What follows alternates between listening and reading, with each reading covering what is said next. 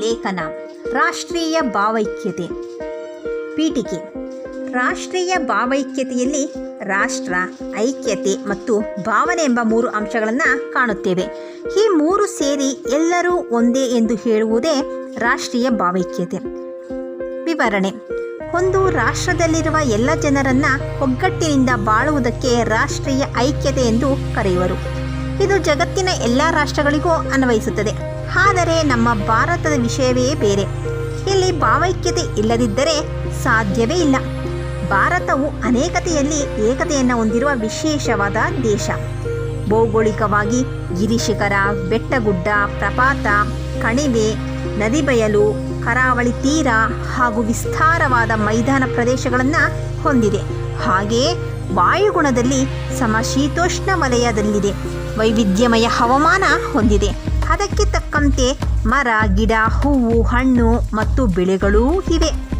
ಆದರೂ ಇವೆಲ್ಲವೂ ಸೇರಿ ಒಟ್ಟಾರೆ ಭಾರತವನ್ನು ಪ್ರತಿನಿಧಿಸುತ್ತದೆ. ಹಾಗೆ ಭಾರತೀಯರಲ್ಲೂ ಕೂಡ ಅನೇಕ ವೈವಿಧ್ಯತೆಗಳನ್ನು ಕಾಣುತ್ತೇವೆ. ಭಾಷೆ, ಸಂಸ್ಕೃತಿ, ನಡೆನುಡಿ, ಉಡುಗೆ ತೊಡುಗೆ, ಆಚಾರ ವಿಚಾರಗಳು ಹೀಗೆ ಎಲ್ಲದರಲ್ಲೂ ವೈವಿಧ್ಯತೆಯಿಂದ ಕೂಡಿರುವುದನ್ನು ಕಾಣುತ್ತೇವೆ. ಆದರೂ ಇವರೆಲ್ಲರೂ ಭಾರತೀಯರು ಎಂಬ ಭಾವನೆ ಬಹಳ ಮುಖ್ಯವಾದುದು.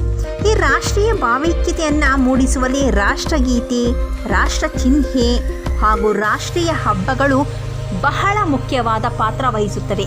ರಾಷ್ಟ್ರಗೀತೆ ಹಾಡುವುದರಿಂದ, ರಾಷ್ಟ್ರ ಚಿಹ್ನೆ ಬಳಸುವುದರಿಂದ ಹಾಗೂ ರಾಷ್ಟ್ರೀಯ ಹಬ್ಬಗಳಾದ ಸ್ವಾತಂತ್ರ್ಯ ದಿನಾಚರಣೆ, ಗಣರಾಜ್ಯೋತ್ಸವ, ಗಾಂಧಿ ಜಯಂತಿ ಮುಂತಾದವುಗಳನ್ನು ಭಾರತದಾದ್ಯಂತ ಎಲ್ಲ ಜನರು ಎಲ್ಲ ವೈವಿಧ್ಯತೆಯನ್ನು ಹೊಂದಿದ್ದರೆ ತಾವೆಲ್ಲ ಭಾರತೀಯರು ಒಂದೇ ಎಂಬುದನ್ನು ತೋರಿಸಲು ಇರುವ ಹಬ್ಬಗಳ ಆಚರಣೆಗಳಾಗಿವೆ.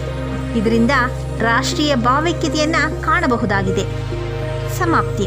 ಹೀಗೆ ಜಗತ್ತಿನಲ್ಲಿ ಭಾರತವು ವಿವಿಧತೆಯಲ್ಲಿ ಏಕತೆಯನ್ನು ಹೊಂದಿರುವ ವಿಶೇಷವಾದ ರಾಷ್ಟ್ರ ನಮ್ಮದು ಎಂಬುದನ್ನು ನಾವೆಲ್ಲರೂ ಅರಿತಿರಬೇಕು.